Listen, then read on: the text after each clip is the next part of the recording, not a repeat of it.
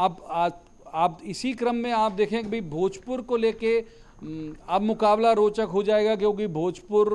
कांग्रेस की poor seat कही जाती थी इसके पहले, लेकिन अभी सुरेंद्र पटवा वहाँ पर कमज़ोर पोजीशन में थे। अब राजकुमार पटेल कांग्रेस ने यहाँ से भेजा है। राजकुमार पटेल मेरे सर्वोत्तम संज्ञान के मुताबिक वहाँ उनका कार्यक्षेत्र कभी नहीं रहा, वो सीहोर में ज़रूर रहे,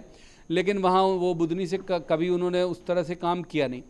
तो अब लगता है कि शायद यही सब समीकरण देख के शिवराज जी ने इत्मीनान दिलाया होगा, पार्टी को इत्मीनान हुआ होगा कि नहीं, अब चूंकि कांग्रेस का कैंडिडेट भाजपा की तुलना में उतना ताकतवर नहीं दिख रहा है, तो फिर सुरेंद्र पटवा वहाँ से अगर चुनाव लड़ जाएंगे तो शायद वो जीत जाएंगे। तो जो आप कह रहे थे कि जातिगत समीकरण, वहाँ के इलाकाई समीकरण, ये सब बहुत बड़ा रोल प्ले करते हैं जब टिकट बट रही हो तो, और शायद इसी वजह से इन सबको वहाँ पर मौका दिया गया है। भोजपुर की आपने बात की, भोजपुर विधानसभा के अंदर राजकुमार पटेल को उतारा। राजकुमार पटेल ने अभी तक 5 चुनाव लड़े, 4 हारे हैं, 1 जीते बुधरी में, और पहली बार जीते 93 का चुनाव, उन्हें मंत्री बना दिया गया, शिक्षा मंत्री। लेकिन शिवराज सिंह चौहान के सामने जब भी जाते थे तो हारना पड़ता था, इसलिए बगल में भोजपुर शिफ्ट किया गया। लेकिन इस बार कितनी क्लोज फाइट होगी, क्योंकि सुरेश पचौरी पूर्व केंद्रीय मंत्री भोजपुर के अंदर हमने देखे 2013-18 में उतारा सुरेंद्र पटवा के सामने, सुरेंद्र पटवा ने बार बार हरा दिया, दोनों बार, और अब राजकुमार पटेल आए हैं। आप बिल्कुल सही कह रहे हैं आप। और देखिए आपके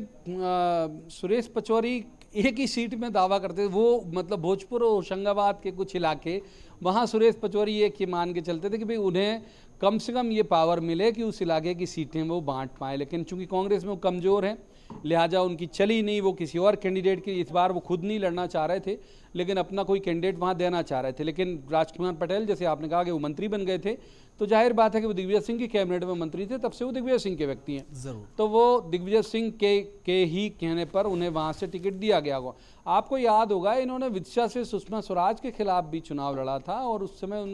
उनके फॉर्म के गड़बड़ी की बात भी सामने आई थी, और ये आरोप लगे थे कि शायद ये मिल गए थे बीजेपी के साथ, जो साबित नहीं हो पाया, लिहाजा इसे बहुत दम से कहा नहीं जा सकता। तो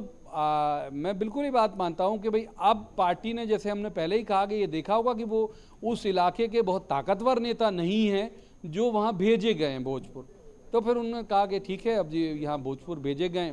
तो फिर पटवा क्यों नहीं होने चाहिए, क्योंकि उनकी लंबी वहाँ पारिवारिक विरासत सुंदरलाल पटवा जी की वहाँ पे है, और उनका भतीजा अगर लड़ेगा तो जीत सकता है, हो सकता है इन्हीं सब आकलन के तहत वहाँ भेजा हो सीएम। कुछ सीटें सामने आ रही हैं, लेकिन इन सब चीजों को देखकर समझा जाए कि